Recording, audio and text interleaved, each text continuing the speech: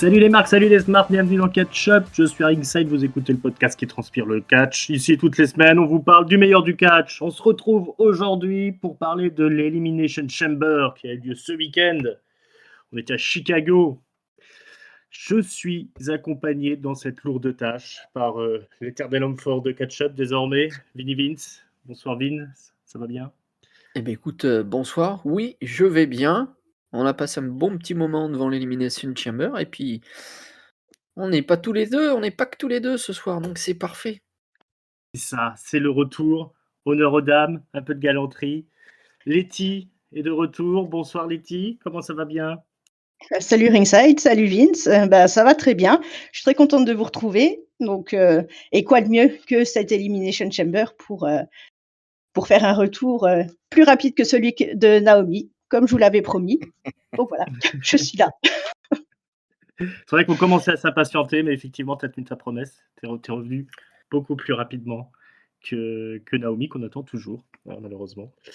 Mais bon, on finira bien par arriver. Et ouais, et puis c'est bien, on se retrouve pour l'Elimination Chamber. Alors on aura le temps de papoter parce qu'il n'y a eu que 4 matchs pour ce PLI, comme on dit de nos jours, PLE en français. Avec évidemment 2 matchs d'élimination dans la chambre d'élimination pour un title shot du côté féminin du titre détenu par Jade Cargill et pour le titre masculin détenu par Drew McIntyre de l'autre côté. Et puis à côté de ça, un match de championnat intercontinental féminin avec Becky Lynch qui affrontait, qui défendait son titre face à AJ Lee. Et du côté du championnat masculin, CM Punk défendait son titre contre Finn Balor. Donc on va faire le débrief de tout ça, mais il faut d'abord qu'on revienne sur SmackDown, où il s'est passé quand même pas mal de trucs. Alors j'avais dit que quand la WWE est poussée dans ses retranchements, quand il y a des blessés, quand c'est le bordel, ils savent rebondir. Du coup, je ne pense qu'on m'a pas fait mentir, puisque on a eu un super opener de SmackDown. On vous rappelle que lundi, c'est l'ami Jey Uso qui s'était qualifié dans une triple threat où Bronson Reed s'était blessé, sachant que c'était Bronson Reed visiblement qui devait être le gagnant de ce match qualificatif. Donc on se retrouvait avec un Jey Uso un petit peu sorti du chapeau, qui n'avait pas l'air très très content de venir samedi soir. Il a trouvé une solution pour rester à la maison. Finalement, il s'est fait tabasser dans les vestiaires. Le show s'ouvre sur les vestiaires, enfin pas les vestiaires, mais disons l'arrière-scène. Il a été tabassé, Jey Uso. Il y a Jacob Fatu qui est là, qui gueule, qui amène du monde pour l'aider. Et on comprend que Jey Uso ne sera pas en état d'aller dans la chambre d'élimination samedi soir. Et au terme d'un segment d'entrée que j'ai trouvé personnellement très réussi, un peu porte de saloon, là où tous les participants de l'Elimination Chamber, mais également Cody, qui ont fait partie, je suis con, ils sont tous venus un peu la ramener. Et au final, on a eu droit à un match de qualification avec nul autre que Logan Paul, qui représente The Vision, qui s'est déplacé jusqu'à SmackDown pour faire valoir leurs droits en expliquant que comme Jey Uso est blessé, pourquoi ne pas mettre un gars de The Vision comme c'était prévu. Et de l'autre, j'ai un trou de mémoire, qui a affronté Logan Paul dans cette soirée? Jacob Fatu. C'était Jacob Fatu, c'est ça. C'est ce bon vieux Jacob. Là-dessus, bagarre et en main event. Et je crois bien que Drew McIntyre interfère encore et donne la victoire à Logan Paul. Si mes souvenirs en fumée sont encore bons. Qu'est-ce qu'on a pensé de ce retournement de situation là à SmackDown? Letty, honneur à toi pour ton retour. J'ai trouvé que c'était plutôt pas mal fait, puisqu'effectivement, ils se sont bien démerdés, à terminer le match la dernière fois, même s'ils étaient un petit peu, à côté de leur pompe, Jey et puis, Gable. Mais voilà, ils se sont pas cassés la tête plus que ça. Il se fait, attaquer, ça laisse une place. J'ai trouvé que c'était assez malin de faire venir Logan Paul, puisque bon, quelque part, je pense qu'il venait en remplaçant forcément de Bronson Reed, qui était lui-même remplaçant de Bron Breakker. Et c'était plutôt bien amené. Ils ont rajouté le petit truc avec Jacob Fatou qui part quand même dans l'ambulance avec Jay et qui revient très très vite pour dire par contre, moi je veux la place. Donc on se dit, est-ce que potentiellement c'est peut-être pas Logan, c'est peut-être Jacob qui l'a attaqué. Peut-être qu'on en saura plus ou pas, on verra. Mais en tout cas, j'ai trouvé que c'était plutôt bien joué et Logan Paul dans un Elimination Chamber, on a vu déjà depuis quelque temps qu'en général ça donne de bons spots, donc très bien, tant mieux pour lui. Ouais, on est content pour lui. C'est la stipu qu'il lui faut, un Elimination Chamber à Logan Paul.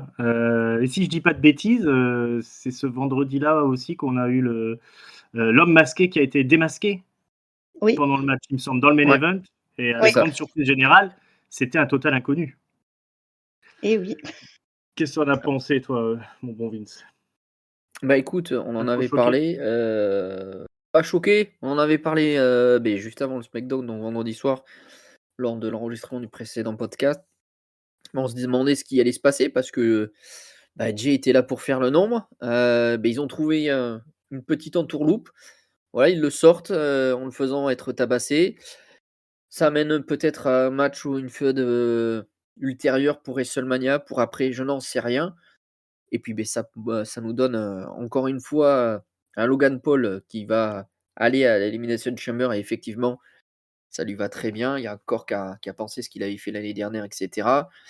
Et puis Drew McIntyre qui continuellement fait en sorte que les prétendants à son titre ne puissent pas justement prétendre à son titre, puisqu'il fait encore perdre Jacob.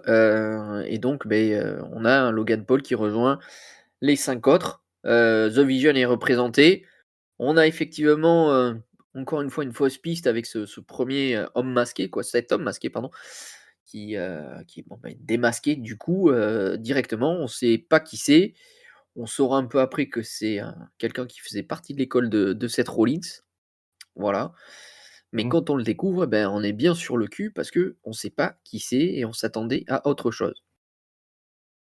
Ouais, on s'est dit: «Qu'est-ce qui se passe?» Ils mettent l'intrigue sur le côté, il y a c'est un écran de fumée ou alors, ça s'arrête là. On en parlera un peu plus tard dans notre review du PLI, ou PLE, je veux dire PLE en français, ça marche mieux. Bon, l'autre nouvelle de ce SmackDown, c'est les titres féminins qui ont été perdus par Rhea Ripley et Io Sky, défaite face aux Forces Inamovibles. Je crois que c'est comme ça que ça se traduit. Nia Jax et Lash Legend, au terme d'un match long, j'ai envie de dire pour être gentil. Qu'est-ce que tu as pensé de ce rebondissement aussi dans la route vers WrestleMania, mon bon Vince? Bah écoute, ça je l'ai pas vu venir. Je m'attendais à ce que Rhea et Io conservent leur titre, ce qui n'a pas été le cas. Alors oui, le match est long, mais il est très bon. Il y a eu beaucoup de choses. C'était un match passionnant, on savait pas qui allait gagner. Et puis il y a ce finish où écoute, les méchantes, et c'est justement aussi ça qui aurait dû me mettre la puce à l'oreille, c'était les seuls à pas être représentés ou pas avoir quelqu'un de leur team dans l'Elimination Chamber puisque les autres tag teams ont au moins quelqu'un. Et donc elles prennent les titres, ça fait très bonne championne. Malheureusement, Io, elle se retrouve ni dans la chambre, et ni et elle a plus de titre. C'est un peu dur pour elle juste avant WrestleMania. Mais écoute, pas démérité non plus pour Nia et Lash Legend qui ont fait un gros boulot encore une fois. Ouais, je serais moins gentil que toi sur le match de championnat. J'ai trouvé ça fantastique. Mais bon, il fallait quand même mettre les ceintures autour des hanches des forces inamovibles. Bon, elles sont faites pour être championnes tag, hein, de toute façon, cette équipe de grosses balaises. Et du coup, effectivement, ça rebattait les cartes pour l'Elimination Chamber. Hein. Je pense qu'on a tous été changer nos pronos à la va-vite après avoir vu SD. Je t'entends acquiescer, Letty. C'était aussi le cas pour toi? Oui, sauf que, voilà, moi j'ai changé dans l'autre sens, tu vois? J'avais mis Réa et Ah voilà, oui. ensuite, je me suis dit: «Tiens, elles ont perdu, ça va forcément nous donner, une route qui va continuer dans ce sens-là», tu vois? Avec peut-être, un Mmh. match par équipe ou quelque chose donc voilà, on en parlera tout à l'heure, mais c'était Mmh. pas forcément l'idée du siècle. Ouais, En tout ouais. cas, voilà, le match était je suis assez de l'avis de Vince. Je l'ai trouvé, assez bien, un petit peu long peut-être, mais très bien. Ça devenait un peu, obligatoire, on va dire, de changer les ceintures puisqu'on peut pas laisser, 2, forces, comme ça continuer à perdre, tout le temps. Fallait bien qu'à un moment donné, les ceintures, arrivent vers elles donc voilà, j'ai trouvé un gros match et surtout la question qui se posait, je sais pas pour vous, mais c'était, après avoir lâché un match, comme ça, Rhea rentre quand même dans la chambre, le lendemain soir donc voilà, bravo à elle parce que c'était quand même physiquement, quelque chose quoi, ce match. Ouais, elle fait les 3-8, hein. C'est pas payé pour rien, hein. Faut bosser le vendredi, on bosse le samedi. C'est parti, c'est comme ça. Mais ouais, ouais, ouais. Puis en plus, bah, c'était l'opener de ce l'Elimination Chamber à Chicago, la chambre d'élimination, féminine. Donc on avait dans ce match, parce que je l'ai pas encore mentionné le détail, il y avait Tiffany Stratton, Raquel Rodriguez, Asuka, Kiana James, Alexa Bliss et Rhea Ripley. Rhea Ripley qui démarre le match? Ou je dis des Non? bêtises? Non, c'est Tiffany Non, Stratton qui démarre le match. Qui démarre le match. Elle est face à qui? Kiana James? Oui? Kiana, ouais. C'est ça. Kiana James qui a fait apparemment forte impression. 24 minutes de match. Alors, ça va se répéter chez les mecs, mais je crois qu'il n'y a pas d'élimination avant que tout le monde soit rentré Ah si. dans le ring. Si, là ça a Heu, je changé. je crois qu'Alexa a été éliminée bien avant, hein.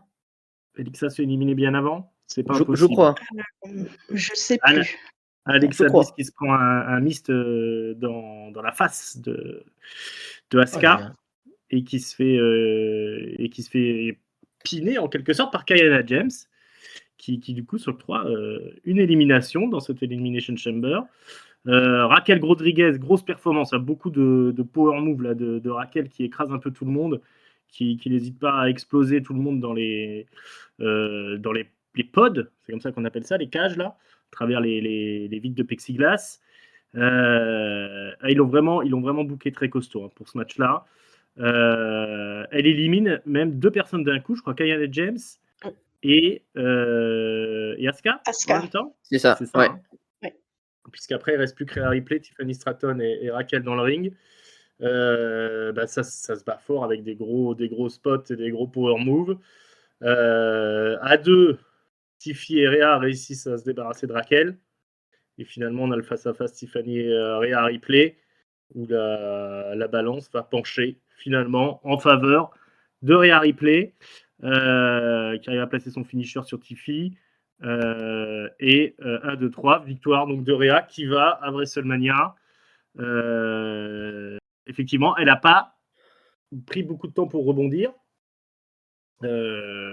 Tiffany était quand même aussi une des favorites, mais c'est vrai que son retour est assez récent. Et puis peut-être qu'on voit pas une plus grosse affiche que Jet Cargill, Rhea Ripley pour WrestleMania. Est-ce qu'on pouvait faire en dessous de ça pour un WrestleMania? C'est la question que je te pose, Letty. Et surtout, est-ce que tu as apprécié ce match? Bah, écoute, je l'ai trouvé plutôt pas mal, par rapport à certains Elimination Chamber féminins qu'on a eu ces dernières années. Je l'ai trouvé assez réussi.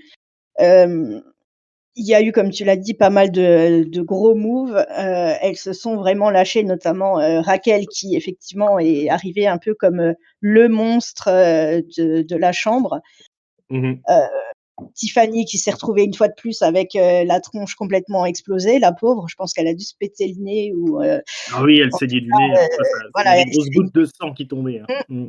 elle saignait pas mal, la pauvre et malgré ça, elle s'est fait encore balancer, dans un pod et tout, voilà donc grosse performance aussi, pour elle et donc Rhea qui effectivement, bah, part pour, il me semble avoir lu que c'était son 7e, WrestleMania d'affilée donc bah, bravo, bravo à elle, et surtout ça pose effectivement, la question, je rejoins ce que tu disais tout à l'heure, de la pauvre Io, puisque là, sachant qu'elle part en solo pour, WrestleMania, est-ce qu'elle va, faire le doublé? Ça me semblerait pas très, intelligent de sa part, mais de rester quand même en équipe pour le moment. Est-ce qu'elle va Mmh. lâcher Io en cours de route, qui va se retrouver la pauvre, ben, comme ça, à cette semaine de WrestleMania, toute seule? Voilà, il y a aussi, je trouve, beaucoup de questions qui s'ouvrent et je pense que ça va nous donner quand même une grosse affiche et surtout quand on voit un peu la façon de catcher de Jade Cargill, je pense qu'il lui Mmh. fallait quelqu'un, bah, qui a de l'expérience et qui est capable de rattraper, certaines choses. Donc je pense que c'était plutôt le bon plan de les mettre, l'une contre l'autre. Ouais, ça va être un ultime test pour Rhea Ripley de voir si elle arrive à faire un match digne de WrestleMania avec une catcheuse, qui est quand même assez limitée dans le ring, finalement. Maintenant visuellement ça va donner parce que physiquement, elle rivalise avec Jade Cargill, Rhea Ripley qui est presque, c'est 2 monstres physiques quoi, l'une comme l'autre. Donc bon, pour une affiche de WrestleMania, je pense que ça fait sens. Pour Io Sky, moi je la vois bien continuer sa rivalité avec les Kabuki Warriors, une scission entre Asuka et Kairi Sane et une triple frite pour WrestleMania. Ce serait tellement beau de voir les 3 japonaises s'affronter dans un triple threat à WrestleMania en plus, si on leur donne le temps. Je pense qu'on va avoir quelque chose d'exceptionnel, quoi. De ton côté, Vince, qu'est-ce que tu as pensé de tout ça? Bon, pardon. On en avait discuté un peu vendredi, moi j'étais pas du tout sur ce plan-là. Après, ça fait sens. Effectivement, niveau gabarit, il faut quelqu'un qui puisse être à la hauteur de Jade Cargill et Rhea l'est. Au niveau de la pop, il y a pas mieux, hein. Je pense que encore une fois, sur le dernier SmackDown, quand elle rentre, Rhea, c'est la folie furieuse, hein. C'est l'égal d'un Roman Reigns, d'un Seth Rollins, d'un CM Punk, il y a pas de souci là-dessus. Donc de ce point de vue-là, ça me va, il y a pas de souci. Moi, ce qui m'embête le plus, c'est sur Io Sky. Est-ce que c'était le plan qui était prévu ou est-ce que c'était Bianca à l'origine? Si c'était ce qui était prévu, je trouve que le split avec Io est super mal préparé parce que bon, beh, en un jour, on n'a plus l'équipe n'existe plus alors qu'ils l'ont monté. On a ce côté girly où l'autre, elle est toujours pendue à Rhea Ripley. Bon, a priori, c'est quelque chose qu'elle fait avec, les gens qu'elle apprécie puisque dans Unreal, on a vu qu'elle se pendait aussi Io, au cou de Triple H. Bon, écoute, hein, Une vraie chacun. sotopaf, cette Io, c'est ça que tu veux nous dire? Comment? Une vraie sotopaf, cette Io. À peu près, à peu près. Voilà, après, c'est ça qui me gêne, c'est, Yo, qu'est-ce que tu vas en faire? Parce que concrètement, on sort de sa meilleure année, à la WWE. Elle a fait des matchs exceptionnels, que ce soit, à WrestleMania avec Bianca Rhea, que ce soit contre Rhea, à Evolution. Elle sort de très, très grosses, performances sur la scène tag team, donc ça me gêne un peu. Alors après, bah, il y a toujours des gagnants, des perdants à WrestleMania. Est-ce que Io est une perdante de cette route de WrestleMania? Peut-être. Après, j'avoue que si, ce que tu dis peut s'avérer être vrai, avoir une triple frite avec, les trois Nippon, bon, elles se connaissent par cœur, pourquoi même pas, y ajouter, soyons fous, Julia, hein? Même si ça serait compliqué de voilà, Mmh. pour le titre US. Mais ça peut être sympa. Mais je suis un petit peu déçu pour Rio alors qu'elle était pas dans la chambre. Très content quand même d'avoir une belle affiche, Rhea, contre Jade. Mmh. Alors, scission, et puis fin de l'équipe, entre Rhea et Io, c'est pas fait encore. On va voir ce qui se dit. Je pense que enfin, j'ai espoir que Io ait quand même une place de choix dans la route vers Mania et dans les semaines qui restent et qu'elle aura aussi une place de choix, dans le PLE en tant que tel, hein. Dans les 2 soirs, enfin, vu comme Triple H, est très high sur Io Sky, heu, Enfin, Ouais, après, on a vu dans Unreal qu'il était, il a fait très du très fan de la fan. catcheuse et qu'il la Ouais, ouais. considère comme la meilleure catcheuse de son roster. Il mentionne même que s'il devait repartir de zéro et recréer un roster féminin, il commencerait par prendre Io Sky et il serait tranquille. Donc je le vois mal se passer d'elle dans WrestleMania et pas lui donner une place de choix. Après, elle est dans la Donc pub aussi, tu sais, où il y a oui, en plus elle les est dans 6 la ou 7. pub. Ouais. Donc Donc je me dis que voilà, oui, après mais c'est sûr que le scénario de base et les rivalités qui étaient prévues pour WrestleMania, je pense qu'elles sont à la poubelle Oui. complet et qu'on est dans l'improvisation un petit peu généralisée. Mais je garde espoir que Yoska ait quand même une place de choix. je l'espère aussi. Oui, Voilà, moi comme je te aussi. dis, elle a sorti une super année, tu peux pas la couper comme ça, quoi. Ouais, non, clairement, ce serait vraiment, là, pour le coup, ce serait une vraie injustice, hein, si, surtout qu'elle Mmh. a enfin les 3 japonaises ont l'air, vraiment en grande forme quand tu les compares au reste du roster. Il y a bon, Raquel Rodriguez a fait une belle performance, Kiana James aussi, 5 à main pour les intimes. Bon, moi, j'ai pas vu la grande performance, mais beaucoup de gens le disent, alors je vais pas contredire la majorité. Mais moi, j'ai la Tiffany Stratton, j'ai pas l'impression qu'elles sont en top forme. Alexa Bliss, on sait que c'est compliqué. Charlotte, elle est dans une position toujours un petit peu borderline avec les fans. Ça fonctionne dans ce qu'elle est avec Alexa Bliss, quoi. Elle pourra, je pense, pas avoir quelque chose en solo. Donc ouais, ce serait dommage de passer à côté des talents des 3 japonaises, quoi, parce que là, c'est quand même elles qui sont au top. Enfin, c'est la colonne vertébrale de la division féminine, quoi, en gros. Ouais. Ouais, non, mais je suis d'accord avec toi là-dessus. Après, pour revenir sur Kiana, parce que tu sais que je l'aime bien, j'ai Oh, pas été ça y est. aussi enthousiasmé non, non, non, franchement, j'ai pas été aussi Ah, enthousiasmé que ça. Elle a fait du bon travail, notamment quand, Asuka rentre, elle va lui mettre 2 ou 3 pêches, là-dessus, mais, j'ai pas été ébloui. mmh, Je trouve que Raquel a tiré son épingle du jeu. Et puis sur le finish, quand, elles sont 3, que tu as Raquel qui est en haut de la mmh, troisième corde et que tu as Rhea qui fait son saut du haut du pod, son saut périlleux sur elle, là, une espèce de swanton, on peut appeler ça comme ça, et c'était vachement dangereux et vachement impressionnant, quoi. Mmh mh. mmh, Donc Yana, pour moi, elle a été mise un peu de côté, mais c'est son premier Elimination Chamber aussi. oui, C'est pas la au Royal Rumble, elle m'avait fait forte impression, c'est mmh, vrai. Là, elle m'a pas ébloui. mmh. OK, je suis rassuré. Ouais, c'est vrai que c'était un peu, l'Elimination Chamber de Raquel, Ouais. Rodriguez, Mmh. hein. Bon, moi, je trouve toujours qu'elle est pas très divertissante. Je trouve Raquel. Là, vraiment, ils ont fait un gros effort pour la mettre en avant. Elle a bien exécuté tout ce qu'elle devait faire. C'était impressionnant, mais voilà, moi, j'accroche pas. Heu, voilà, je trouve que Tiffany a fait aussi du bon boulot, mais enfin, tout le monde a fait du bon boulot dans ce truc. Je trouve qu'il manquait un petit peu de folie quand même, ce match. Ouais, c'est Mais ce que j'allais te dire, ouais. ouais, c'est après, bon, vaut mieux ça qu'un enchaînement de botch comme on a pu Oui, avoir, certaines années. Et plus tard, même Et dans la soirée, hein. oui, aussi, et et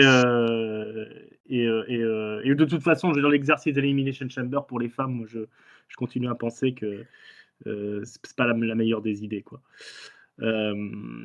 Et 24 minutes, hein, quand même. Je sais pas si je l'avais annoncé de Si, si, match. tu Alors, je l'avais sais dit. pas si si. ça prend en compte les entrées, parce qu'il y avait bien 20 minutes d'entrée quand même aussi, hein, donc Ouais, c'était faut super faut long. Ouais, mmh. c'était ouais.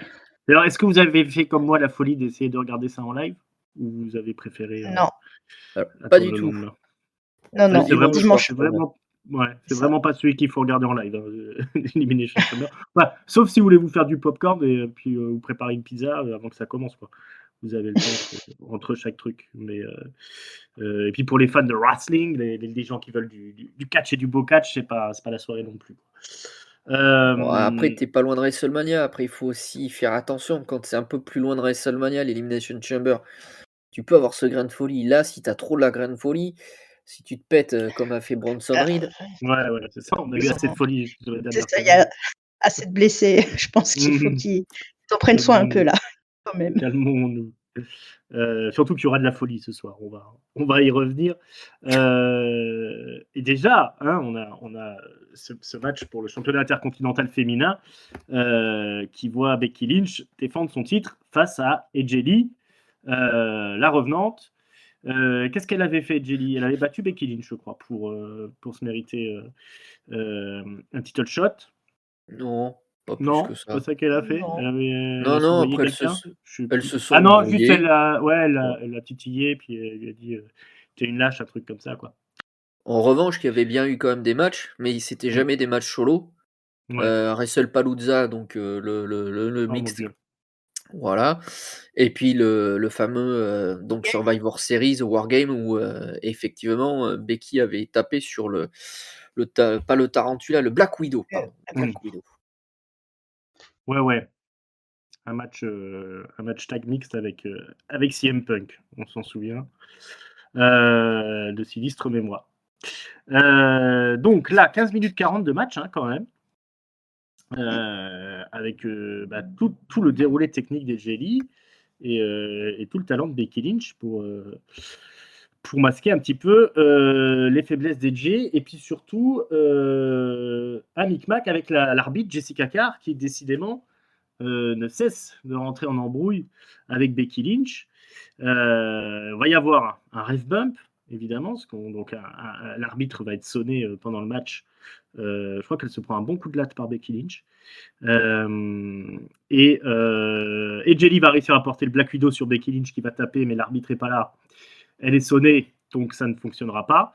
Le match va reprendre. Becky Lynch prend l'avantage. Il y a un coin du ring qui a été dénudé. Les protections ont été enlevées. Elle va tenter de jeter Ejili tête la première dessus, mais l'arbitre s'interpose. Un arbitre qui a repris ses esprits entre temps, Jessica Carr. Et Ejili va réussir, en reprenant le contrôle du match, à replacer le Black Widow et à faire taper Becky, qui sera mangée, elle, je crois, le coin du ring, qui était dénudé. Donc, Becky Lynch tape. Cette fois-ci, Jessica Carr est debout, l'arbitre est là. Abandon. Et victoire d'Ejeli, qui est notre nouvelle championne intercontinentale. Au plaisir des suiveurs de longue date, hein, puisque Jelly était quand même une des favorites des fans à l'époque des divas, on va dire. Et un nouveau hit couple à la WWE, puisqu'on a Jelly et son compagnon CM Punk qui sont champions. Pour combien de temps? On va vous le dire juste après. Mon bon Vince, qu'est-ce que tu as pensé de cette marmelade-là? Bah écoute, c'était le match le plus attendu de la soirée. Oui.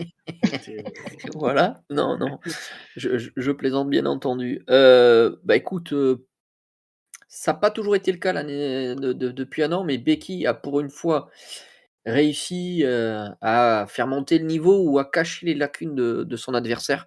Ouais, Ça n'avait pas été le cas à Clash in Paris avec, la pauvre Nikki Bella. ouais. Donc bah écoute, là, pour le coup, ça a bien fonctionné. Tu vois quand même néanmoins que Edgy n'est pas encore au sommet de sa forme et il fallait vraiment un général du ring pour pouvoir Mmh. la pousser là-dessus. Après effectivement, il y a des trucs un peu bizarres parce que quand tu enlèves le coin du ring et que, tu as les 2 catcheuses qui sont par terre, tu as l'arbitre qui se barre du ring pour essayer d'aller rechercher, un coussinet pour essayer de le remettre en plein match. Bon, Ouais, écoute, c'est du j'avais vu. voilà, j'ai trouvé ça un petit peu bizarre. Après ouais, elle prend un premier ref bump, elle se relève vite, elle en prend un second dans la tronche et fini. Hem, Becky Lynch est très maligne parce qu'elle abandonne tout de suite sur le Black Widow, sachant que l'arbitre est par terre, ne peut pas le voir. Elle en Mmh. profite après pour amener une chaise. Elle fait un DDT plus un mandible, slam quand même et je pensais vraiment que c'était terminé et puis, ben non, ils ont fait durer le plaisir et puis, ben, on a, encore une fois après, Becky Lynch qui malheureusement, est empêchée de frapper notre amie, AJ Lee avec le coin du ring dénudé et puis finalement, bah, c'est elle qui le prend et ensuite, enchaînement avec le Black Widow. Écoute, c'est le feel good moment, tu es à Chicago, elle est, donc maintenant de Chicago par adoption, par, mariage entre guillemets alliance, avec oui. CM Punk, ouais, par alliance. Donc du coup, le public était satisfait, elle était heureuse. Voilà, c'est le feel good moment. Ça m'a pas transcendé. J'avais prévu cette issue-là, donc ça m'avait pas non plus trop surpris. Mais chapeau Becky, parce qu'on aurait pu avoir une catastrophe de match. Même si c'était pas le meilleur de sa carrière, elle a quand même permis de bien cacher Edge Lee, de nous offrir quelque chose de potable. C'est vrai. Bah, ils ont un peu surscénarisé le truc, ce qui fait que ça sauve un peu les meubles. Letty, qu'est-ce que tu en as pensé? Je suis assez du même avis, c'était bien, mais sans plus. En fait, bon, je m'attendais pas forcément à un match, 5 étoiles, mais voilà, je m'attendais à ce qu'on soit un peu plus passionné par le match en lui-même que par, la future, peut-être feud avec, Jessica Carr. Enfin, personnellement, j'étais plus Mmh. intéressée limite par ça que par le match en tant que tel. Mais bon, disons que comme vous l'avez dit, Becky, elle a, quand même fait un bon boulot. AJ, j'étais quand même agréablement surprise puisque, niveau physique, elle est pas encore au top, mais on voit que c'est quand même mieux que sur Mmh. ses précédents matchs, donc c'est quand même bien de le souligner.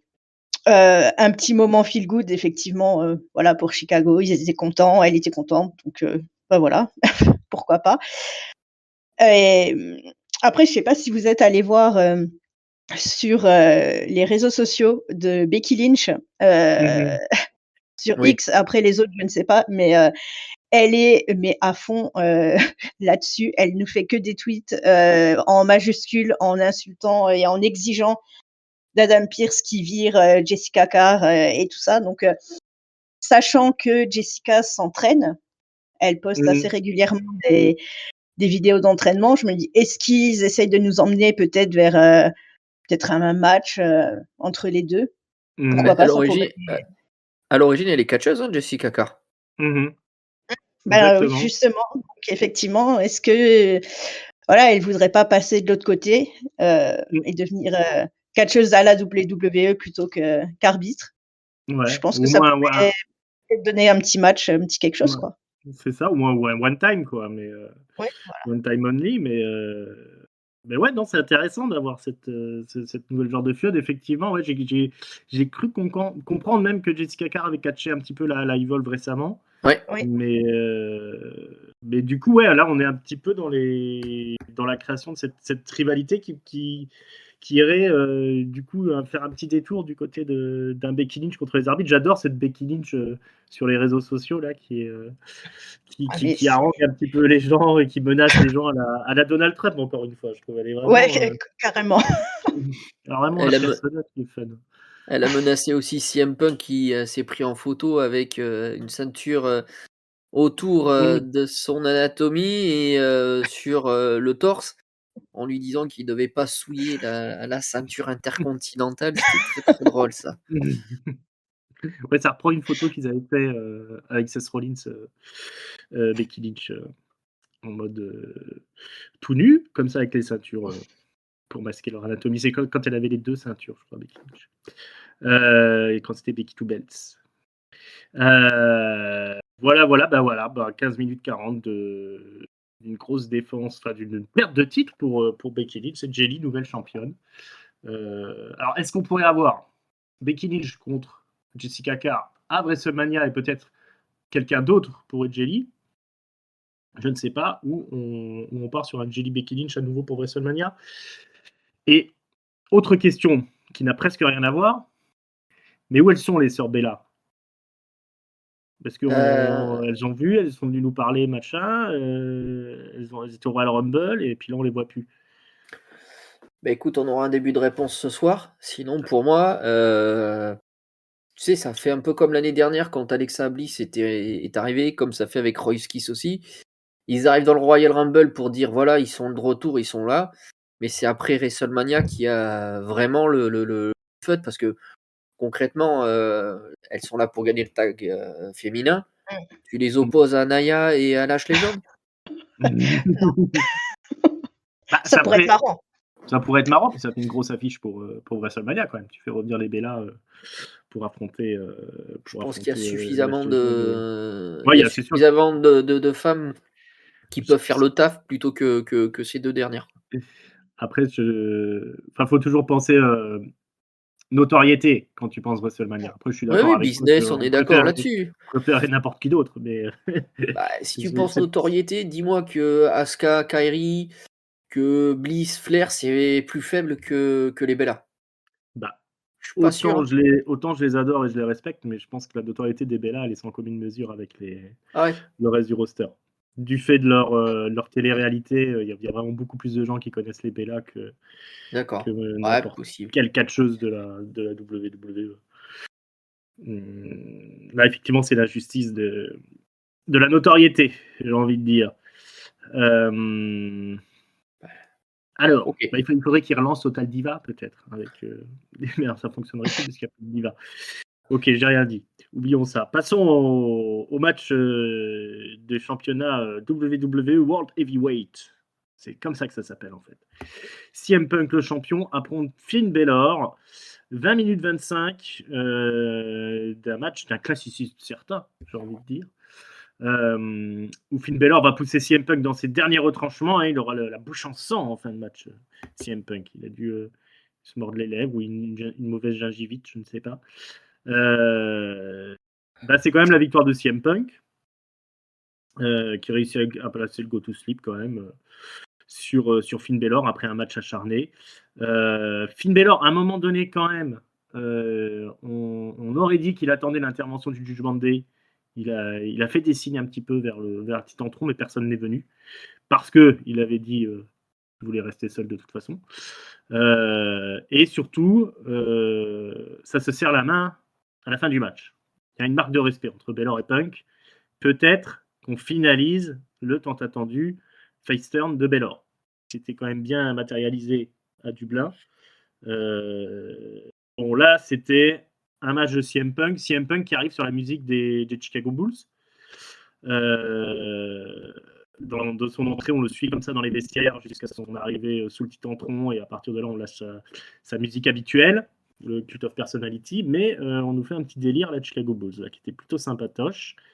Il y avait vraiment une volonté de mettre en avant le personnage de CM Punk, qui sera le champion défendant à WrestleMania, qui était sur sa terre natale de Chicago, devant son public. Public qui n'était pas extrêmement bruyant, hein, quand même. J'avoue que, surtout quand tu compares la même soir à la AAA au Mexique, où c'était la folie furieuse, avec l'immensément populaire Grande Americano, Ludwig Kaiser, le contraste était un petit peu saisissant. Letty, qu'est-ce que tu as pensé de ce match de championnat ? C'était un match qui était assez intéressant. Il y a eu quand même quelques moments qui étaient pas mal. Après, malheureusement, je trouve que c'était pas. Enfin, le match en lui-même, comme dit, était pas mal, mais je trouve que ça arrivait trop proche de WrestleMania après qu'ils aient déjà commencé à monter la feud avec Roman Reigns. Donc, de mon côté, j'avais pas trop pas trop d'espoir de voir Finn Balor remporter ce titre, malheureusement. Donc, je trouve que ça a un petit peu biaisé peut-être ma façon de ressentir ce match. CM Punk, il m'a un peu inquiété parce que je l'ai trouvé très fatigué très, très vite. Alors, je ne sais pas si c'est qu'une impression, mais il ne m'a pas semblé être en méga forme. Je crois que Roman Reigns l'a souligné aussi sur les réseaux sociaux. Effectivement. Oui. Il a demandé qui était le plus fatigué, le champion ou le public. Roman Reigns. Donc, il est comme nous. Il a bien vu que le public n'était pas top non plus. Donc, voilà, c'était un match intéressant, mais voilà, effectivement, le serrage de main à la fin est presque, un peu comme pour le match précédent, c'est presque pas plus intéressant, mais ça pose plus de questions que le match en lui-même. Puisque voilà, CM Punk garde sa ceinture, donc c'est très bien, puisque voilà, main event de WrestleMania contre Roman Reigns, ce sera forcément un match qui promet d'être quand même hyper intéressant. Et voilà, Finn Balor, j'attends de voir ce soir avec impatience, voilà, ce qui va se passer, à Raw. Mmh, mmh, mmh. La suite des opérations pour Finn Balor, ça ne peut pas s'arrêter là. Vince, qu'est-ce qu'on en a pensé? Qu'est-ce qu'on en a pensé de tout ça? Bah, écoute, moi je suis déçu parce que c'était le match le moins attendu de la soirée en termes de résultats. Parce qu'effectivement la WWE était partie sur directement Reigns Punk avec une Mmh. grosse, bataille au micro, donc le lendemain du Royal Rumble. Donc ça faisait peu de doute que Punk gagne. Maintenant je rejoins, 2 choses. La première, j'ai surkiffé l'entrée. Je suis un grand fan de NBA, époque des Chicago Bulls, c'est là où je commence à m'intéresser un peu au basket et donc voir, cette entrée, la fameuse entrée où tu as le taureau normalement qui arrive, qui court dans toute la ville pour entrer après dans l'arène. Bah, ils l'ont reproduit pour notre ami Punk, donc ça, c'était un super bon moment pour moi. Et puis après, beh, dans le ring, Finn a fait un peu ce qu'a fait Becky, dire heureusement qu'il est là. Après ça m'a rendu perplexe parce qu'il va quand même exploser à un moment donné, Punk vers la fin. Il le fait passer au travers de la barricade, il le ramène dans le ring, donc tu te dis que Mmh. c'est normalement ça doit être fini, puis finalement Punk renverse le tout. Donc effectivement, ils ont commencé après, donc Punk a gagné, ils ont commencé à se titiller, les 2, donc avec, donc Edgy qui rejoint CM Punk dans le ring et puis ils lèvent tous les 2 le doigt à la manière de Roman Reigns et donc Roman Reigns et ensuite a tweeté, effectivement ce que Letty nous a dit, c'est-à-dire savoir, lequel des 2 était le plus fatigué, public ou catcheur. Donc les mecs, ils sont chauds bouillants et c'est dommage parce que ça fait passer ce match-là vraiment au second plan parce qu'il était pas mauvais techniquement. Mais comme tu viens de dire, Ringside, c'était vraiment classique de chez classique. On pouvait pas faire grand-chose de plus, hein, parce que, voilà, l'affiche de WrestleMania est déjà connue. Donc un peu dommage. À noter, alors je ne sais pas si vous regardez, les shows en anglais ou en français, mais quand on en anglais, eh bien, ils ont parlé de Chris Jericho durant ce match-là. Prononcé Jericho, sachant que la boîte était pas passée. Est-ce que ça nous a Mmh. donné un indice sur, l'identité de la personne dans la boîte, ou ce que pouvait contenir la boîte? On verra ça dans quelques minutes.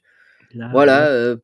c'est bête pour Finn, encore un acte manqué. J'espère qu'ils lui donneront une ceinture, mondiale avant de partir.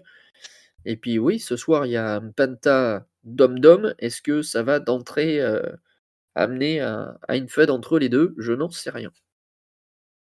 Ouais, ouais, oui. Bah, oui, pour moi, la suite logique, ce serait un Finn Balor, Dominic Mysterio, hein, c'est-à-dire, une scission au Judgment Day et Finn qui finalise son face turn, face à Dom Dom. Alors peut-être un peu casse-gueule parce que Dom Dom, il est quand même, relativement populaire même dans son rôle de heel. Petit challenge encore une fois pour Finn Balor, enfin quoique s'il arrive en démon face à Dominic, ça peut être un sacré truc, avoir tout le Judgment Day contre lui. Mmh. Tu Ça crois peut avoir que un truc top. JD, s'allierait plutôt à Dom Dom Bah, il qu'à faut Finn? il faut il faut un Finn, babyface, donc Oui, oui, bah, après il tu va peux pas faire tu fais pas turn JD aussi, en même temps. non, JD, en plus, il a un personnage à la base, c'était un psychopathe, JD McDonagh, quand il est avant qu'il rejoigne le Judgment Day dans sa toute petite période où il est remonté dans le main roster quand il a affronté Dolph Ziggler, si je dis pas de conneries. Et puis la fin de son personnage à NXT, c'était quand même un sacré psychopathe. Ouais. Donc pour moi, ça ferait sens de le conserver encore un petit peu enfin même à certains moments en heel. Il fait bien en stooge là, de Dominic Mysterio. Euh, il reste plus que Dom Dom et JD du coup. Dans le jugement des, je suis en train de réfléchir. On n'a plus de. Côté mec, ouais. Voilà, c'est tout ce qui reste. Hein. Ouais, Mmh. ça fait pas grand chose. À moins qu'ils recrutent et puis qu'ils relancent un Judgment Day dirigé par Dom Dom. Mais sinon, je pense qu'on sera sur la fin du clan quand même. Mais ouais. En tout cas, j'ai hâte de voir ce qui va se passer. Moi, j'ai trouvé que dans ce match-là, bon, effectivement, comme j'ai dit, c'était très classique. J'ai beaucoup aimé la fin. Je pense que clairement, 20 minutes, c'est beaucoup trop long pour un match de CM Punk. Il faut lui faire des trucs de 15 minutes. Je pense qu'il a encore tout ce qu'il faut pour faire des matchs comme ça, classiques, 15 minutes, ou alors le faire partir dans des matchs hardcore, ça encore, il peut le faire aussi. Mais 20 minutes comme ça, le début du match, il était quand même très très long, quoi. Donc, en plus, comme il n'y avait pas beaucoup d'ambiance à Chicago, bizarrement, hein, alors que c'est sa ville natale, c'était quand même un peu compliqué le début de match, mais bon, comme ça a été en s'améliorant au fur et à mesure et que la fin était très réussie et qu'il y a eu ce serrage de main, on part sur une bonne impression en fait sur ce match-là. Donc voilà. C'est un peu, effectivement, de toute façon, il n'y avait pas de suspense, hein, étant donné qu'on sait que CM Punk allait conserver le titre pour aller affronter Roman Reigns à WrestleMania. La suite des opérations, il est temps qu'on révèle le secret de qui était dans la boîte. La boîte. Oui, le mystère. Hein. Le mystère mystérieux. Une grande boîte. Hein, au moins 2 mètres, 2 mètres 5 sur quoi? Sur 1 mètre et demi. Qui est ouverte ce soir. Elle se baladait entre SmackDown et Raw. Hein, il se renvoyait la balle un petit peu. Adam Pearce et Nick Aldis. C'était marqué qu'il fallait l'ouvrir à la date de l'Elimination Chamber. Et ben on a la boîte qui apparaît sous le Titantron. Je crois que c'est Aldis et Adam Pearce qui l'ouvrent. Oui. Et, ils ont le pied de biche et ils ouvrent un coup de biche. Ouais. Coup de pied de biche. Ils font le taf quand même, hein, nos deux GM. Et qu'est-ce qu'il y a dans la boîte? Il y a un cercueil. Alors qu'est-ce qui se passe? Un cercueil, un mort, l'Undertaker, quelque chose comme ça. Ça s'ouvre et on a une bonne musique bien kitsch, des danseuses déguisées en vampires. Ça danse et c'est Danhausen, le catcheur indie qui est passé à la All Elite Wrestling avec son gimmick de vampire qui débarque.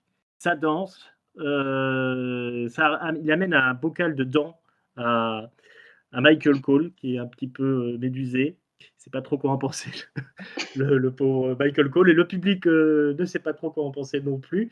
Danhausen monte dans le ring, les danseuses dansent, paf, explosion, fumée, fondu au noir, et c'est tout. Ça s'arrête là, il disparaît. Le public hue quand même, copieusement. C'était quelque chose quand même, cette ouverture de boîte. Bon, je pense que tout le monde s'était monté le bourrichon quand même sur ce qu'il y avait dedans. Est-ce que vous avez été très déçu par cette ouverture de boîte? Letty, toi, peut-être, dis-nous.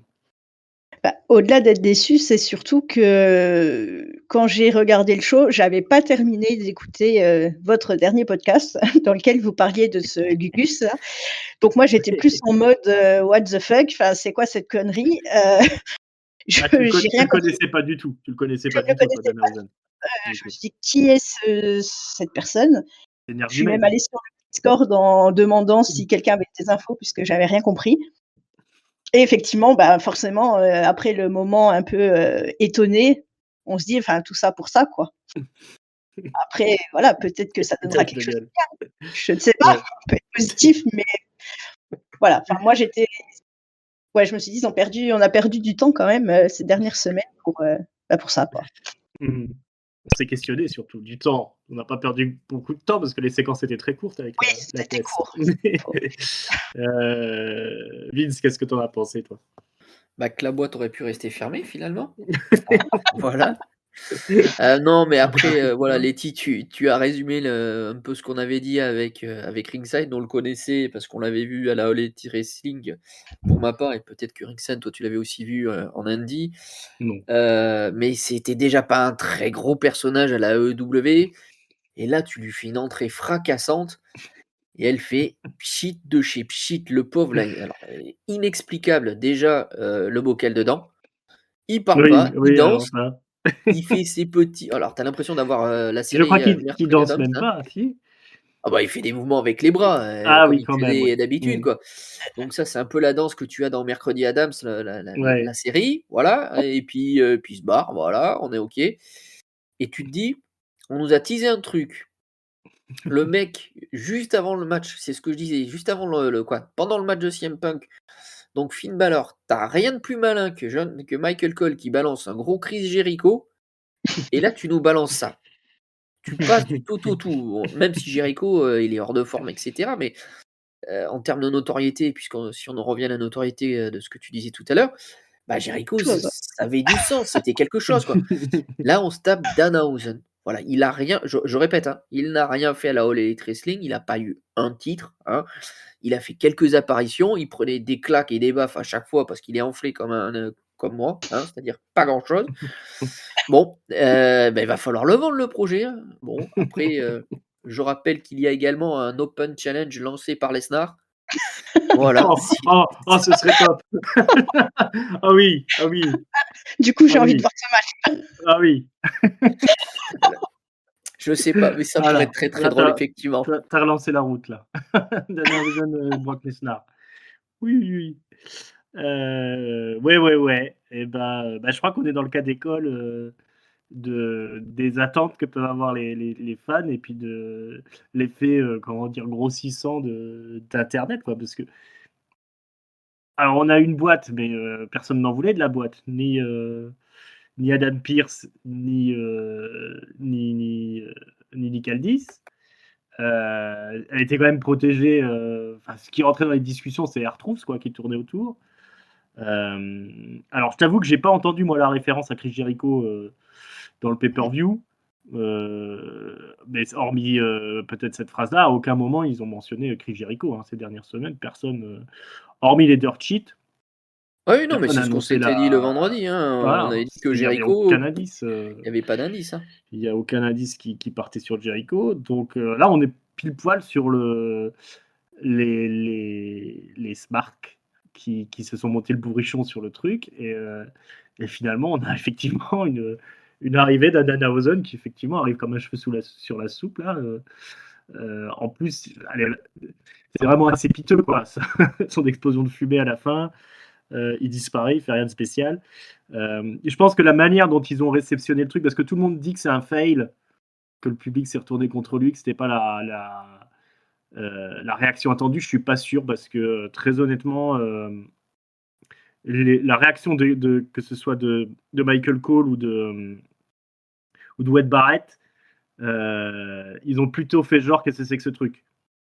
S'ils avaient voulu le vendre comme une grosse arrivée d'une superstar, label mégastar, quoi. À la limite, même comme ils ont fait des fois avec Mister Iguana, euh, ils l'auraient pas vendu comme ça. Là, je pense qu'ils ont joué la carte de bah, on est aussi sidéré que vous, et que le but c'était effectivement de prendre les gens à contre-pied et de faire finalement un truc le plus ringard possible. Et, mais j'avoue que maintenant, ton histoire de Brock Lesnar, là, ça me choque vraiment beaucoup. Bon, après, sur Danhausen, pour donner des détails, comme on a dit, c'est un mec de l'indie. Il a ce gimmick là de très kitsch de vampire qui fait penser à Mercredi Adams. On pense aussi à Vampire en toute intimité, si vous avez déjà vu le film c'est de Taiki Waititi. Très très drôle. Il y a une série télé qui est sortie aussi. On est dans le même délire. Alors il jette des sorts, Danhausen. Voilà, bon, il est là pour se faire démonter. Hein. Il n'a pas beaucoup de surprises. C'est un grand ami, enfin un grand ami. Je pense que c'est Cody qui l'a fait rentrer, un peu comme Royce Keys. C'était les gars qui avaient des bonnes relations avec Cody à la All Elite Wrestling, avec Cody Rhodes. Donc bon, bah on va voir. Hein, ça peut vendre de la marchandise, un Danhausen. Maintenant, effectivement, vous n'allez pas avoir des grands matchs avec ce gars-là. Je vous le dis tout de suite. Ça, c'est pour combler du temps d'antenne à SmackDown. Hein. Il y a 1 heure de plus. On peut glisser un Danhausen. Hein. Il pourra faire l'autre de WrestleMania aussi éventuellement. Mais c'est peut-être notre version moderne du Gobbly Googer, pour ceux qui se Ah souviennent. oui, C'était cette espèce d'énorme ce fameux, oiseau coloré, gros, oiseau bizarre, ouais. ouais, qui est sorti d'un œuf, lui. Pendant Oui, des semaines, on avait cet œuf là, on se demandait quel est et je cet savais pas ce qu'il allait y effet. avoir dedans, ouais. C'était ça. Mark Calloway, l'Undertaker a eu peur parce que je crois qu'il est apparu le même soir que le Gobbly Googer. Et il avait peur d'être lui-même le Gobbly Googer. Mais ce n'était pas le cas. Lui, on lui avait préparé Le gimmick de l'Undertaker. Bon, bah voilà ce qu'il en est pour Danhausen. Ouais, on est sur un profil similaire à un R-Truth, un Santino Marella. Voilà, ça Oui, va c'est être même en du dessous. comedy wrestling. Mm. Après, peut-être qu'ils vont effectivement la WWE l'a joué comme ça, mais il n'y a que la WWE qui l'a vu et qui l'a joué comme ça parce que tout le public, je pense que c'était peut-être pas forcément le moment idéal de le faire arriver là comme ça, l'Elimination Ouais. Chamber où il y avait un peu d'attente. Tu aurais pu le faire. Honnêtement, tu me fais ça sur un SmackDown ou un Raw, Mm. moi je rigole et je suis plus dans le mood, plus dans le move, les deux quoi, du coup, move et mood, que là où je m'attendais à un truc fort et ça fait un peu pchit et je suis désolé pour lui parce qu'effectivement, à la All Elite Wrestling, j'ai dit qu'il avait rien gagné et tout ça, mais le mec, il te faisait rire parce qu'il prenait des pètes à chaque fois. Il faisait des styles avec ses bras là, on peut pas me voir parce qu'il y a pas de caméra, mais il bougeait ses bras comme s'il allait te jeter un sort ou comme et il prenait une baffe. Donc c'est assez drôle. Mais est-ce que c'était le bon En moment? Est-ce fait, que c'était judicieux juste à ce moment-là de le faire arriver? Je suis pas sûr. ils auraient pas dû faire le suspense de la Peut-être aussi. boîte pour que ça Ouais. fonctionne. Je pense vraiment le faire arriver comme ça, boum, le soir même. Ah bah il y a une casse qui est arrivée. Qu'est-ce que c'est? Un cercueil, boum, il sort. Voilà, plus que de la surprise plutôt que de l'anticipation, quoi. Ça aurait sûrement évité le bad buzz qu'ils ont reçu, même si, bon, moi j'ai vu des gens quand même qui défendaient le truc et qui sont un peu sur la même position que moi, c'est-à-dire que on n'est pas obligé qu'à chaque fois ce soit la plus grande attraction du monde. Après, on s'était questionné quand même. Vince, on a cherché qui ça pouvait être, hormis Danhausen, mais qu'est-ce qu'on avait comme nom? On avait dit Hormis Rollins. Jericho. Ouais, Rollins, Rollins. moi j'avais dit. Ouais. Bah, Rollins, bon, il est blessé. Il ne peut pas revenir tout de Peut-être. suite. Peut-être, on ne sait pas. Bon, allez, passons aux choses suivantes. Avant que vous ayez encore quelque chose à ajouter sur Danhausen. Non, c'est Non, bon c'est pour moi. On attend de voir ça à Monday Night Raw. Donc, main event de la soirée, la chambre d'élimination pour les hommes. Ça fait un peu gay quand même, mais c'est pas grave. Qui sont nos concurrents? Cody Rhodes, Randy Orton, Logan Paul, Trick Williams, LA Knight et Jevon Evans. Donc il y a un peu tout. Il y a du vétéran, il y a du rookie, il y a du Logan Paul. Ça va y aller. 25 minutes 20 de match. Alors attention, je vais faire fonctionner mon cerveau. Qui c'est qui démarre le match? Il n'y a pas de Jevon Evans? Si. Si, Si. et il est face à qui? Trick Son Williams? copain. Exactement. Cody. C'est Cody? C'est Cody. Ah oui, c'est Cody C'est qui démarre le truc. Ah Mais oui, pardon, oui, oui. parce que je me suis dit que c'est pas possible. Cody va gagner en entrant en premier. C'est pas possible. Et Trick en troisième, c'est vrai. C'est vrai, c'est vrai. Effectivement, c'était pas possible puisque c'est pas lui qui gagne. Donc, alors là, je ne fais pas d'erreur. Il n'y a personne qui est éliminé avant que tout le monde soit rentré dans le ring. Non. Alors, du coup, qu'est-ce qui se passe? Je ne sais plus. Jevon Evans se fait éliminer à un moment donné par Trick Williams, je crois.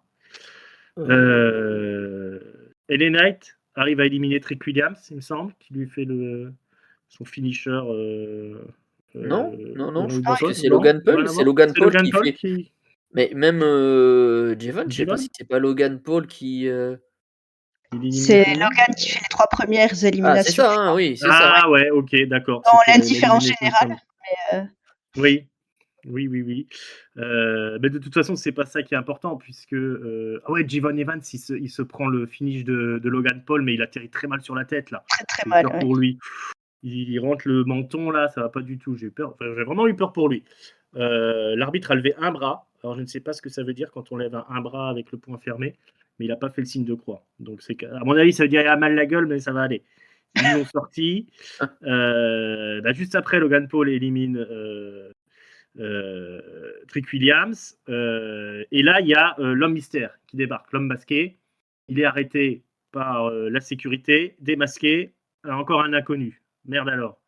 Mais pendant que Trick Williams est sorti, il y a un autre homme masqué qui rentre. Et il défonce Logan Paul. Stomp. Super kick, stomp. Bam. Il enlève son masque. Et là, on le reconnaît, c'est Seth Rollins. Seth Rollins, tout simplement, qui est de retour.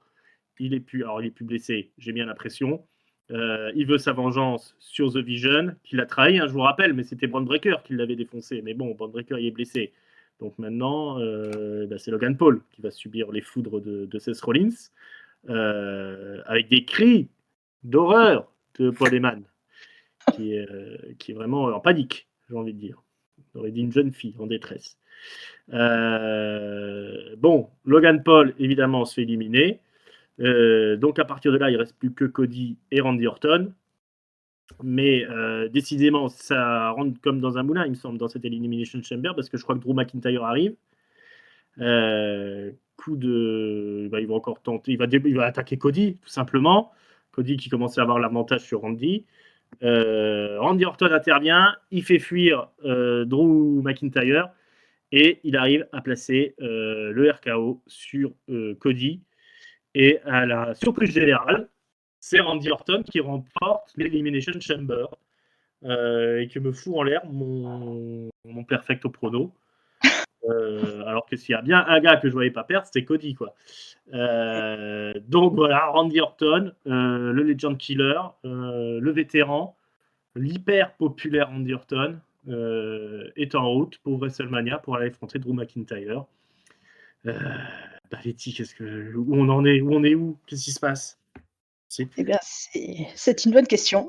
Où est-ce qu'on est? Non, c'est vrai que c'était moins bien, on va dire, que les autres années. J'ai quand même apprécié ce match, mais je sais pas, j'ai trouvé qu'il y avait un petit truc un peu bizarre. Alors, est-ce que c'est du fait, effectivement, entre les personnes qui retombent de façon très, très mal, en nous faisant très peur? Est-ce que c'est ceux qui se ratent en faisant leur prise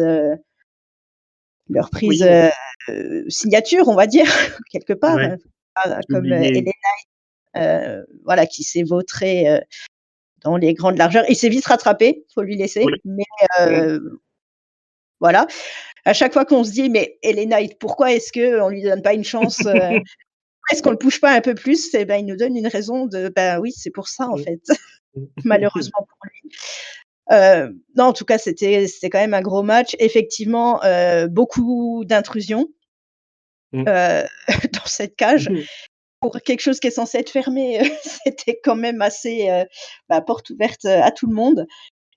Quand j'ai regardé, j'étais avec un ami qui était en train de hurler: «Mais fermez cette putain de porte!» Il y a tout le monde qui rentre. Effectivement, il avait pas tort. Drew qui coûte encore une victoire aussi à Cody, qui effectivement continue à éliminer au fur et à mesure les adversaires qu'il n'a pas envie d'affronter. Et surtout, grosse victoire pour Randy Orton, qui a assuré pendant tout le match. Alors lui, il est rentré en dernier, je crois, donc il était forcément un petit peu plus frais que les autres. Mais en tout cas, voilà, grosse performance quand même pour lui. Et puis voilà, une victoire en Elimination Chamber, un main event de WrestleMania. Voilà, quand on sait que voilà, il est encore en forme, mais on sait qu'il lui reste pas 10 ans encore à faire. Donc voilà, moi je suis plutôt satisfaite et je pense que contre Drew, ça va donner quand même un match assez costaud et assez intéressant pour WrestleMania. Ouais, grosse affiche en tout cas. Effectivement, peut-être dernière chance pour Randy Orton de main eventer WrestleMania. Si ça reste comme ça, si on reste sur un contre 1. Drew McIntyre est la bonne personne. On sait qu'il y aura un match quand même de championnat entre Drew McIntyre et Cody Rhodes à SmackDown. Est-ce qu'on peut avoir un changement de titre à SmackDown, histoire d'avoir quand même Cody contre Orton? Bizarre, autant qu'étrange. À voir. Tiens, il y avait une question. Je ne sais plus si c'est sur le Discord dont on en parlait, mais est-ce qu'il n'y avait pas eu une stipu que Cody pouvait plus affronter Drew McIntyre s'il perdait le match? Effectivement, j'ai posé la question. J'ai pas trouvé la réponse. Non, la stipu, elle était là. La stipu était là. C'est ce elle était là. Ouais. Ok, oui, donc j'avais pas rêvé parce que j'ai pas retrouvé en fait, même en cherchant, tu vois, sur différents sites qui parlent de catch, j'ai pas retrouvé ce truc-là. Donc je me suis dit, est-ce que c'est moi qui ai halluciné? Mais non, c'est pour ça qu'il est passé par l'Elimination Chamber. il ne OK. il ne peut avoir de chance au titre que si, il devient inspirant, que si, il gagne des matchs ou, voilà, il part de Ouais, tout il derrière, repart de 0 en fait, c'était ça à chaque l'histoire. fois. OK. Ouais. Mmh. Et OK. Callis lui Cool. donne le match quand même, du coup. Mmh. Bah, rien du tout pour Cody, donc c'est pas la peine de faire ça parce que la question se pose plus, hein. Il a Bah, oui. perdu. OK, OK. OK, ben, Vince alors qu'est-ce qu'on en pense alors? Bah, écoute, moi j'étais bien emballé par ce match. Il y a eu des spots assez Ouais. intéressants. À un moment donné, quand on a 3 qui sont sur une des pods, à savoir, Mmh. LA Knight, G-Von, qui attrape Logan Paul et qui le balance comme un vieux sac à patates depuis le pod et qui arrive sur les 3 autres qui sont par terre. Ensuite, tu as LA Knight qui fait quand même du botch, mais il fait aussi un BFT sur, G-Von sur le pod. Ça, c'était impressionnant, je Mmh. trouve. Mmh. Et puis après, beh, tu as Logan Paul quand même qui fait une série de 3 éliminations. Bon, alors Jevon fait son splash du haut, de la cellule sur Trick Williams. C'était aussi, incroyable à regarder. Bon, derrière, beh, il se prend le pulvérisateur, je crois, ou pulvériseur, comment, je sais plus Mmh. comment il appelle son finish, Mmh. qui effectivement, on est à 2 doigts de la catastrophe. J'étais surpris qu'il se relève aussi vite, le gamin, mais bon, écoute, il ça fait 2 fois quand même depuis qu'il est dans le main roadster où ça passe pas loin. Il était peut-être Je pense qu'il était peut-être pas si prêt à arriver.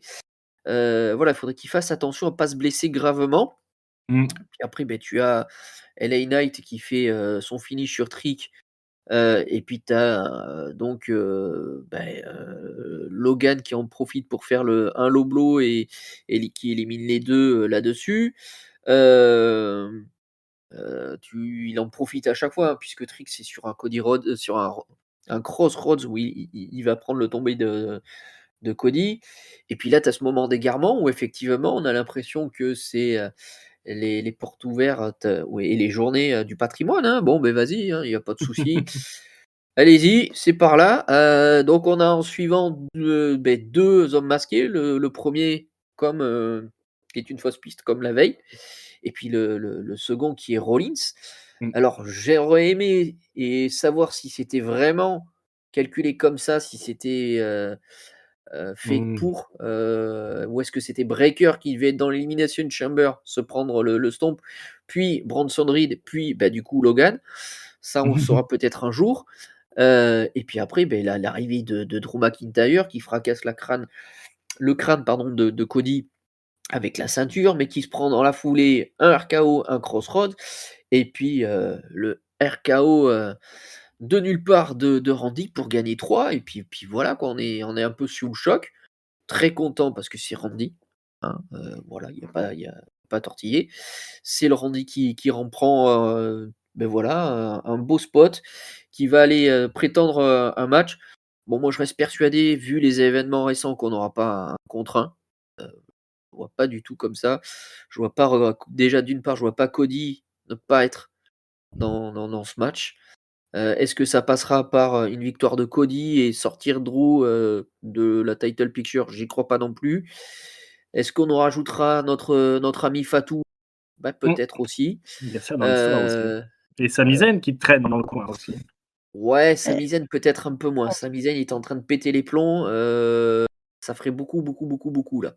Mmh. Mais, ça m'étonnerait pas qu'on tourne autour d'un Fatal 4-Way parce que, encore une fois, hein, Drew McIntyre a encore fait le con le vendredi en intervenant sur Fatou. Mmh. Soit Fatou va intervenir pendant le match, soit, il y aura pas de match parce que Fatou aura détruit, Drew McIntyre. Et Donc, peut-être que voilà. C'est peut-être Fatou qui va faire perdre Drew Bah, et après on aura Drew Peut-être. McIntyre contre Fatou et Cody Mmh. contre Randy parce que Cody contre Randy Orton, ça fait sens quand même, tu vois? Comme match à WrestleMania, hein. Ouais. Le Ouais, c'est ouais, c'est mais Ils ont c'est un un ça, lien peu le historique. voilà, il y a des liens historiques entre Cody et c'est le mentor quoi, Randy Orton de Cody, alors qu'un Randy Orton, Drew McIntyre, c'est un peu random, hein, quand même. Et si on suit ce qui est raconté, c'est quand même Drew McIntyre qui a pété les dents de Fatou Et Ouais. si c'est bien lui Mmh. le coupable, donc ça serait légitime d'avoir un match Fatou, Drew McIntyre quand même, hein. Ouais, mais Compliqué. alors, je l'entends, c'est une possibilité, mais je me dis que, tu aurais que après 3 semaines pour préparer un Cody, Randy Orton. Drew, c'est quand même, ton top heel côté SmackDown. Ça m'embêterait de voir que le top heel ne soit pas, Mmh. ne Qu'il soit arrive pas pas en champion, quoi. en champion ou qu'il soit pas dans Ou ce qu'il main soit pas dans event, le main quoi. event. Mmh. Mmh. Le gars a travaillé, des années pour ça, ça serait son premier main event. Je le vois pas être coupé comme ça serait un peu plus tôt dans la road de WrestleMania. OK, mais là, je trouve que Ce ce serait serait moche. vraiment tard et ça Mmh. serait moche, quoi, hein. Après, on n'est pas une surprise près, hein. L'année dernière, on a Mmh. quand même eu Bayley qui s'est fait le jour du show, qui s'est fait sortir, quoi. Mmh. Donc, Mmh. Mmh. on peut s'attendre à tout avec Triple H, Mmh.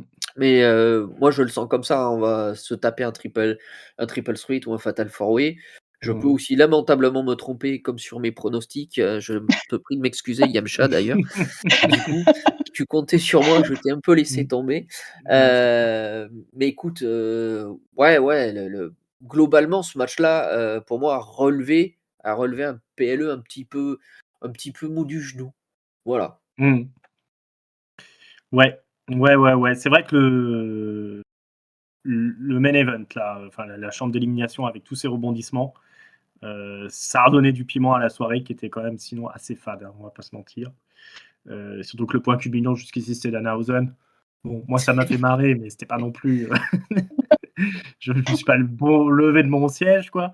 Là, on a eu quelques bons rebondissements, et puis on était sur un blockbuster WWE, quoi, donc ça fait toujours plaisir et ça va peut-être relever la note qu'on va donner, à ce show avec pourquoi pas un top et un flop. Est-ce qu'on arriverait à faire ça, Letty? Eh ben, on va essayer. Heu, du coup,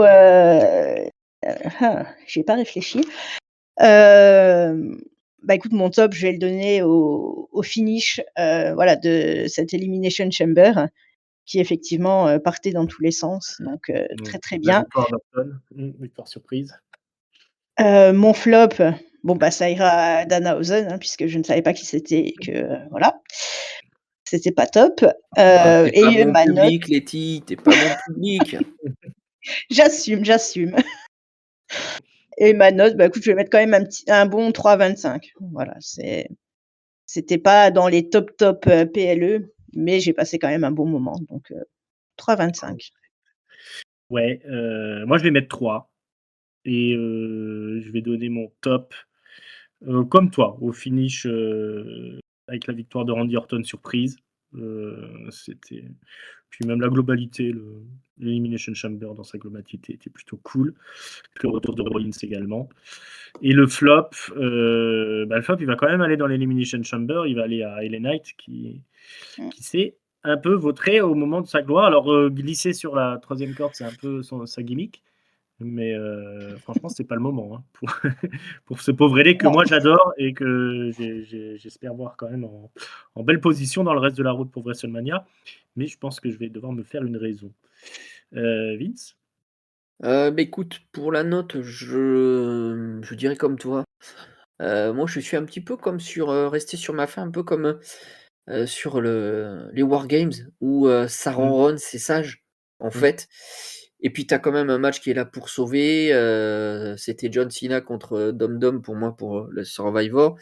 Là, c'est l'Elimination Chamber homme, ce finish incroyable et puis même, tout le bon alors LA Botch est passé par là, mais sans sans, sans exagérer, il y a quand même eu des choses intéressantes.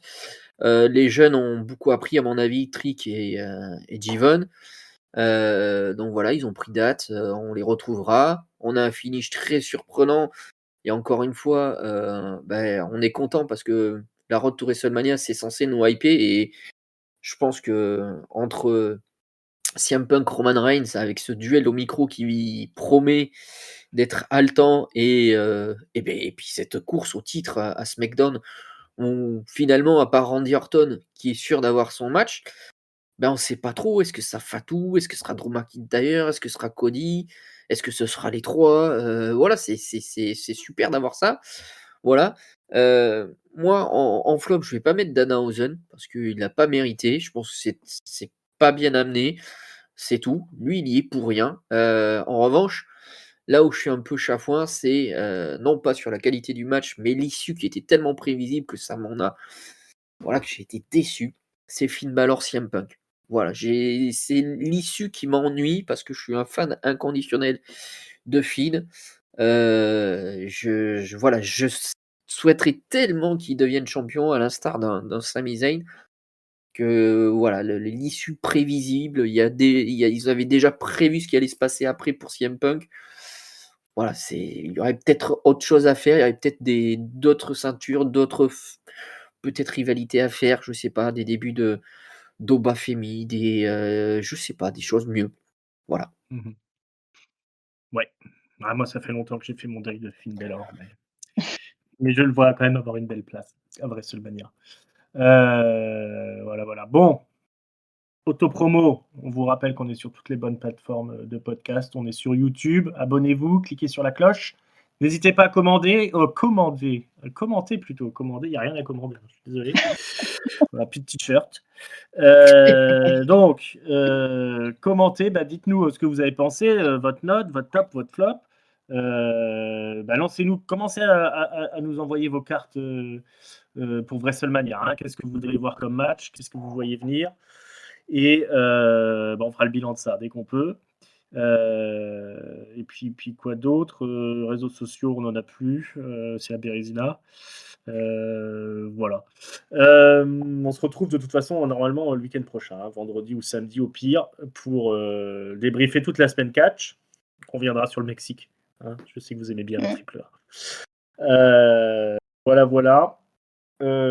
Letty, grand plaisir de t'avoir trouvé. Merci pour ta participation. Merci à toi pour cette participation. Ça fait plaisir de revenir parler catch avec vous. Et tu reviens dans pas trop longtemps, hein, s'il te plaît. Hein. Tu ne nous fais pas encore Pas de souci. mariner pendant des semaines.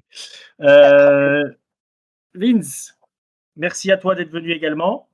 Eh bien, je t'en prie, comme d'habitude, c'est un plaisir. Toujours un plaisir partagé en plus. C'est ça qui est dingue. Et puis Letty, pareil, ouais. C'est très très agréable de se retrouver à 3. Toujours bien de pouvoir avoir plusieurs points de vue. Donc génial, poursuivons comme ça. Et je te paraphraserai Ringside. Continuez sur les réseaux. On a déjà eu, on reviendra samedi ou samedi, des petits commentaires donc sur YouTube. Donc continuez, nous ça nous plaît, ça nous permet d'améliorer ce qu'on propose. Voilà. Et ça nous fait chaud au cœur. Exactement. Et on espère que ça vous a plu à écouter autant que nous à enregistrer. On se retrouve très bientôt sur les ondes. Ciao, bye bye les amis. Allez, bonne soirée, bonne nuit. Salut à tous.